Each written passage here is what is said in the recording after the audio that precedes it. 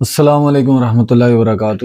آج ہم ایک موضوع پر بات کریں گے، ایک انسان کا ایک ایسا پہلو جس کے بغیر انسان خوشی والی زندگی نہیں بسر کر سکتا، اور وہ چیز ہے صبر اور شکر۔ صبر اور شکر دو ایک ایسے پہلو ہیں انسان کے کہ اگر آپ میں یہ موجود نہیں ہے تو پھر آپ خوشی والی زندگی نہیں بسر کر سکتے۔ اللہ تعالیٰ نے قرآن پاک میں ارشاد فرمایا وبشر صابرین کہ محبوب یہ جو صبر کرنے والے ہیں ان کو خوشخبری سنا دو۔ اب خوشخبری یعنی خوشی والی خبر، اس کا مطلب ہے کہ خوشی والی خبریں سننا چاہتے ہیں، خوش رہنا چاہتے ہیں تو صبر کریں۔ اور ایک اور مقام پہ اللہ نے فرمایا کہ والا ان شکرتم لازیدنکم، اگر تم شکر کرو گے تو میں تمہیں اور دے دوں گا۔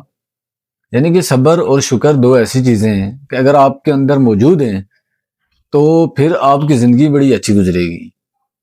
نبی صلی اللہ علیہ وسلم نے فرمایا کہ مومن کی زندگی بھی کیا عجیب ہے کہ اس کے ہر کام میں خیر ہے۔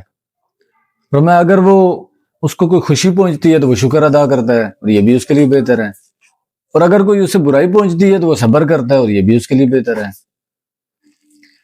ایک بزرگ کہیں جا رہے تھے تو ان کا پاؤں پھسل گیا اور انہوں نے کہا الحمدللہ۔ کسی نے کہا حضور آپ کا پاؤں پھسلا، آپ گرے ہیں اور آپ کہہ رہے ہیں الحمدللہ۔ تو آپ نے فرمایا کہ درد کی جو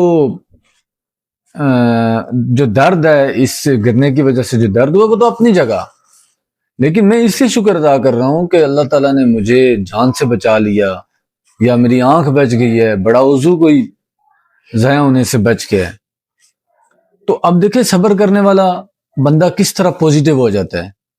اگر وہ اس انگلی کی طرف جس کو چھوٹی موٹی چوٹ لگی ہے ادھر وہ دھیان کرتے اور رولا اور واویلا شروع کر دیتے تو کیا ہوتا کہ وہ پریشان ہو جاتے، لیکن صبر والے معاملے نے ان کو خوش کر دیا۔ تو یہ ہوتا ہے صبر۔ صبر کا پھل جو ہوتا ہے وہ میٹھا ہوتا ہے۔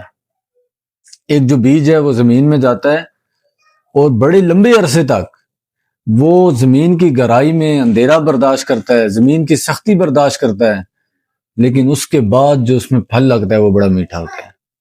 تو صبر کا پھل ہمیشہ میٹھا ہوتا ہے۔